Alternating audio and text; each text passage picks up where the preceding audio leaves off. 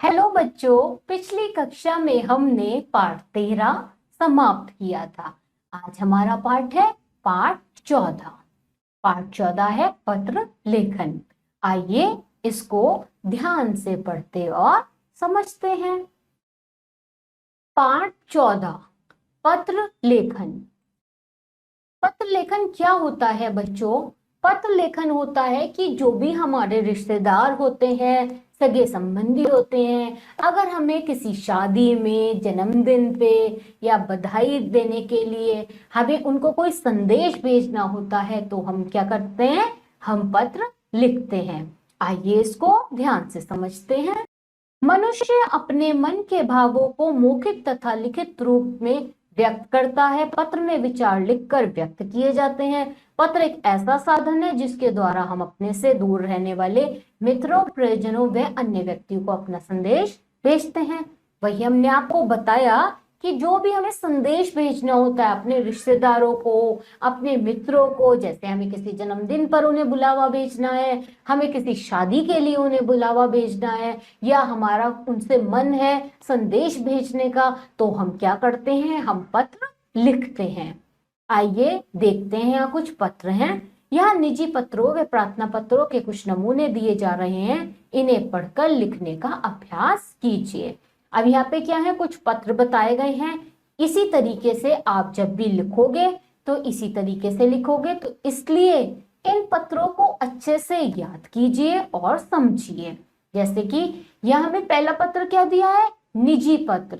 निजी पत्र में क्या क्या आते हैं? जो हमारे जैसे हमारे परिवार से संबंधित, जैसे जन्मदिन पर किसी को बुलाना हो, शादी में किसी को बुलाना हो, ऐसे। तो पहला पत्र है जन्मदिन पर मित्र को निमंत्रण पत्र। सबसे पहले पत्र में क्या लिखते हैं बच्चों? सबसे पहले पत्र में अपना पता लिखते हैं, अपना जो शहर है उसका नाम लिखते हैं, फिर जो हमारी दिनांक या तारीख है वो लिखते हैं, और हम जिस किसी को भी पत्र लिखने हैं, अपने मित्र को, तो अपना मित्र कह के, जैसे कि प्रिय मित्र, उसका नाम लिखते हैं। जैसे यहाँ पे क्या दिखाया गया है? प्रिय मित्र जय। ऐसे हम जो हमारे प्रिय होते हैं उनके यहाँ पे नाम लिखते हैं। उसके बाद हम पत्र शुरू कैसे करते हैं बच्चों? पत्र हम सबसे पहले लिखेंगे सप्रेम नमस्कार। उसके बाद जो भी हमारा संदेश है हम लिखते हैं, जैसे यहाँ पे दिखाया गया है। क्या क्या? तुम्हें ये जानकर हर्ष होगा कि अगले सप्ताह अर्थात 10 जनवरी को मेरा जन्मदिन है। इस अवसर पर तुम सपरिवार आमंत्रित हो। मिलने पर जी भरकर बातें करेंगे। आंटी और अंकल को मेरा सादर प्रणाम व चुटकी को स्नेह कहना। अब ये क्या है? जन्मदिन है, तो उसको अपने मित्र को बताना है कि इस तारीख को है, तो हम फिर सब मिलेंगे, इस वजह से आप सब आइए। और क्या बोलते हैं? जो आपके मम्मी पापा हैं उन सबको प्यार दीजिए। ऐसे हम जो पत्र है वो लिखते हैं। फिर नीचे क्या लिखते हैं बच्चों? नीचे हम लिखेंगे तुम्हारा मित्र नवनीत। जो भी पत्र भेज रहा है फिर वो यहाँ पे अपना नाम लिखेगा। जिसे पत्र भेज रहा है उसका नाम ऊपर लिखते हैं, और जो पत्र भेज रहा है उसका नाम नीचे लिखते हैं। अब बच्चों ऐसे हमारा एक पत्र है मित्र को बधाई पत्र। अब वही शुरू में पहले पता, शहर का नाम, दिनांक लिख लेंगे। सबको एक जैसा ही लिखना है, जो भी क्या है निजी पत्र है उनमें। फिर जिस दोस्त को भेजना है या मित्र को भेजना है उसका यहाँ पे नाम, और सप्रेम नमस्कार करके हम पत्र को शुरू करते हैं। जैसे यहाँ पे क्या लिखा है? मुझे यह जानकर बड़ी प्रसन्नता हुई कि तुमने अपनी कक्षा की वार्षिक परीक्षा में प्रथम स्थान प्राप्त किया है। इस अवसर पर मैं तुम्हें हार्दिक बधाई देता हूँ। ईश्वर से प्रार्थना करता हूँ कि तुम भविष्य में जीवन की प्रत्येक परीक्षा में इसी प्रकार प्रथम स्थान पाकर माता पिता का नाम उज्जवल करते रहोगे। अंकल व आंटी को मेरा प्रणाम। छाया को भी प्यार भरी चपत। तो यहाँ पे क्या हुआ? हमने किस चीज का दिया है? हमने दिया है बधाई पत्र। बधाई पत्र में यानी कि जैसे किसी का रिजल्ट आया, बहुत अच्छा आया, परीक्षा में नंबर बहुत अच्छे आए, तो उसकी हमें संदेश भेजना है, उसको बधाई देने के लिए, तो उसको हम ऐसे लिखते हैं। उसके बाद नीचे जिसने पत्र लिखा उसका नाम लिख देते हैं। अब इसके आगे आता है बच्चों प्रार्थना पत्र। अब प्रार्थना पत्र क्या होता है? प्रार्थना पत्र होता है जो हम अपने विद्यालय में देते हैं। जैसे कि हमें अपनी फीस माफ करवानी होती है बहुत बार, कि हम पे फीस देने के लिए नहीं हो पाती कभी कभी, तो उस वजह से हम अपने जो प्रिंसिपल है, प्रधानाचार्य हैं, उन्हें हम पत्र लिखते हैं। या कई बार हमें बुखार हो जाता है, उसके लिए भी हम अपने विद्यालय में प्रार्थना पत्र भेजते हैं प्रधानाचार्य जी को। या क्या होता है, कई बार हमारे घर में कोई समारोह होता है, उसके लिए भी हम प्रधानाचार्य को पत्र लिखते हैं, तो वो कहलाते हैं हमारे प्रार्थना पत्र। तो बच्चों वो कैसे लिखते हैं, उसमें हम क्या करेंगे, सेवा में शुरू में क्या लिखेंगे, सेवा में, फिर प्रधानाचार्य जी, फिर अपने स्कूल का नाम, फिर महोदय से हम शुरू करेंगे प्रार्थना पत्र।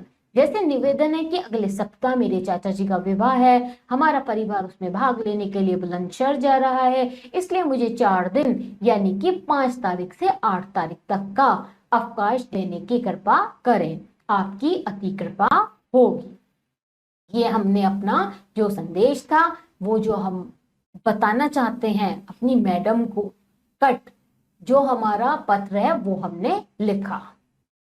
अब नीचे क्या लिखना है, अपना नाम, अपनी कक्षा का, कौन सी कक्षा में और दिनांक। इसी के बाद एक पत्र आता है बच्चों जो हम विद्यालय में भेजते हैं बुखार आने पर, क्योंकि हमें अवकाश चाहिए, हमें छुट्टी चाहिए, तो इस पे भी ऐसे करते हैं, शुरू में अपने प्रधानाचार्य और स्कूल का और स्थान का नाम, महोदय से हम अपना पत्र शुरू करते हैं। सविनय निवेदन है कि मुझे कल साय से बुखार आ रहा है, रात्रि में दवाई ली थी, डॉक्टर ने 3 दिन दवा लेने तथा आराम करने को कहा है। आपसे प्रार्थना है मुझे 3 दिन, ब्रैकेट में जो हम ये कोष्टक बनाएंगे उसमें वो 3 दिन लिखेंगे कौन से, यानी कि दिनांक का अवकाश प्रदान करें, आपकी अति कृपा होगी। और नीचे जिसने भी ये पत्र लिखा है, जो भी शिष्य है, उसका नाम, उसकी कक्षा का नाम और दिनांक। तो अब बच्चों इसी के साथ हमारा यहाँ पे पाठ समाप्त होता है। आता है हमारा अभ्यास कार्य। तो बच्चों अभ्यास कार्य क्या है, अभ्यास कार्य में हमें प्रश्न दिए हैं क्या क्या, निम्नलिखित पत्र एवं प्रार्थना पत्र लिखिए। अब यहाँ पे हमें बहुत सारे पत्र दिए हैं और प्रार्थना पत्र, जैसे जन्मदिन पर आमंत्रित करते हुए मित्र को पत्र, जन्मदिन है उसका, उसके लिए आमंत्रण करना है तो पत्र लिखेंगे। प्रतियोगिता में प्रथम स्थान आने पर पत्र लिखेंगे। रुपए मांगने के लिए पिताजी को पत्र, पढ़ाई के बारे में बताते हुए माताजी को पत्र, घर पर अर्जेंट कार्य होने पर अवकाश के लिए प्रधानाचार्य को पत्र, और शुल्क मुक्ति यानी कि फीस माफी के लिए प्रधानाचार्य को प्रार्थना पत्र। अब बच्चों हमने यहाँ पे बहुत सारे पत्रों को आपको समझाया, आपको बताया कैसे लिखना है, उसी के आधार पर आप इस प्रश्नों का उत्तर स्वयं करेंगे। इसी के साथ बच्चों हमारा पाठ यहाँ पे जो पत्र का है समाप्त होता है। तो बच्चों हमारा पाठ पत्र का यहाँ पे समाप्त होता है। मुझे लगता है आप सभी बच्चों को सारे पत्र बहुत ही अच्छे से समझ में आए होंगे। अब आप क्या करेंगे, सभी बच्चे इन पत्रों को अच्छे से समझेंगे, याद करेंगे और लिख के देखेंगे, और हम आपको मिलेंगे अगली कक्षा में। तब तक के लिए आप सभी बच्चे अपना ध्यान रखिए।